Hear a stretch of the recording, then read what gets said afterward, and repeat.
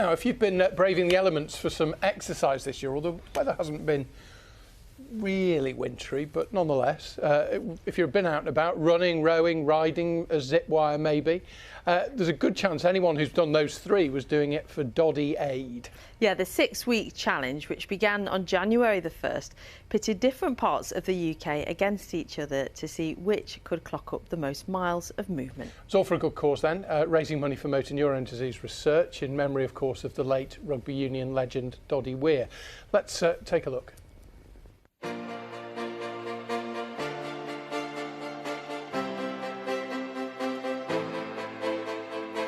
Happy New Year, everyone. The 1st of January. It's not that cold. It's a little bit cold. We're down here at the lake. And it's time for the Doddie do. We go in.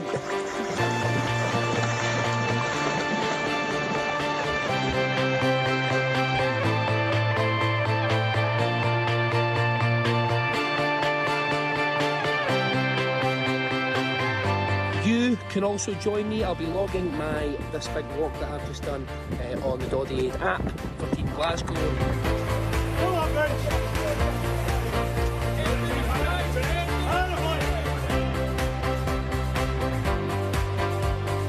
Here we go, Doddie Aid, Gareth Wynne Jones over there. He's beating me. Can't believe it. If you haven't signed up now, Doddie Aid. It's 550 miles, it's 55 hours, it's a match ball. We've got to get there in time for Scotland playing Wales.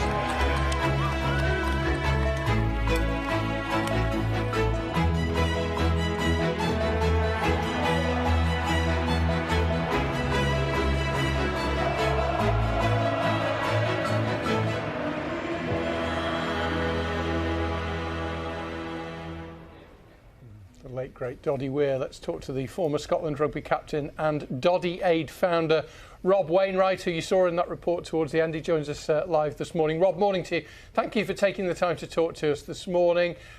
You cycled with your team 555 miles in 55 hours, didn't you? How are the legs? The legs are fine. Neck's a bit sore, sadly. But one of the trouble with being on a bike is looking up for too long, and it's tough on an old neck. So if I cricket a few times, Roger, during the interview, do apologise. You must be, I mean, obviously there's special impetus this year for Doddie Aid, given that Doddie passed away at the back end of last year. But just bring us up to date on the fundraising. I mean, how much has it made?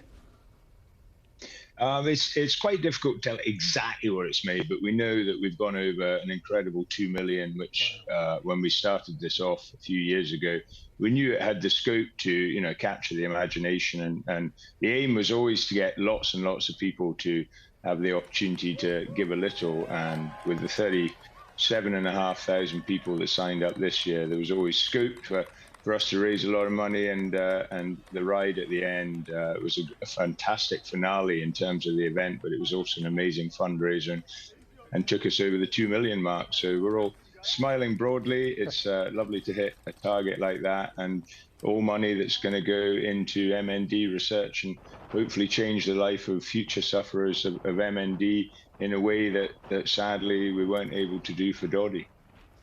We talk a lot on BBC Breakfast about charity fundraisers and the physical exertion that people go through for various causes. What's striking about this is the scale of the fundraising, the sheer numbers of people involved, and the geographical spread. Exactly. Well, we've got our 6 teams. We've got the original 4 districts that we started it off with in Scotland, and then when we cycled in the other direction down to Cardiff last year, we had such a welcome in Wales that we wanted to get Wales involved. And then we've got a Barbarians team for anyone else that doesn't fit under those criteria, those geographical areas. So and yet again, the North and Midlands of Scotland, which is kind of like the Highlands and Islands, have come out on top. So I'm proudly wearing my North and Midlands snood, and as well as my my winter cycling top, which is getting quite hot now. Actually, it's not designed for sitting indoors in, but no, it's the appeal of Doddie across the rugby community, but particularly, but also the rural community. He was a farmer. Has been massive. And when we were doing the cycle, one of the striking things was all the tooting of horns. Now, when you're on a bike, when people toot their horns, it's not usually that friendly. So it was most unusual to be starting to get the tooting of the horns as we went up through Wales, and we were living in a bubble, didn't know, how much coverage. But yet again, BBC Breakfast has been a huge supporter, and I gather that you were following our progress on the programme. So yeah, it was fantastic. The support has been amazing. The number of people that have taken part in Doddie Aid, but also just the people that have donated, and all our fundraisers who are, they're the core of any group, of the people that go out there and try and make money for the foundation. And the cyclists did amazingly well. The Just Giving page with 500,000 on it is something to behold. And just a final thought, Rob. I mean, as we mentioned, sadly, Doddie is no longer with us. How do you build on this now, given that your talisman sadly is no longer alive? It's a challenge, isn't it? I'm sure. We always knew there'd be real momentum this year because losing our figurehead, but Kathy and the boys have really taken up the challenge and have been great supporters. And we now have this sort of diaspora of near enough 40,000 people to build on. So I'm hoping we can take it forward. And right up here, I've got to.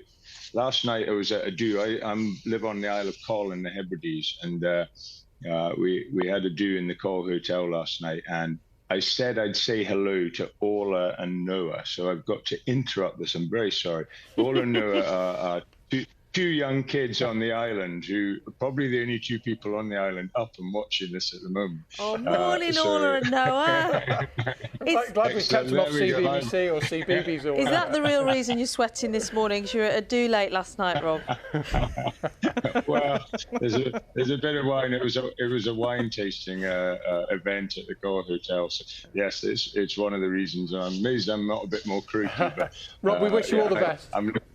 Thank you so much for having me on. We're really grateful. Many congratulations once again, and we wish you all the best going into next year as well. Rob, thanks a lot. Huge congrats. And as you've said before, Rob, when there's a cure, you can say we were there when the ball was rolling.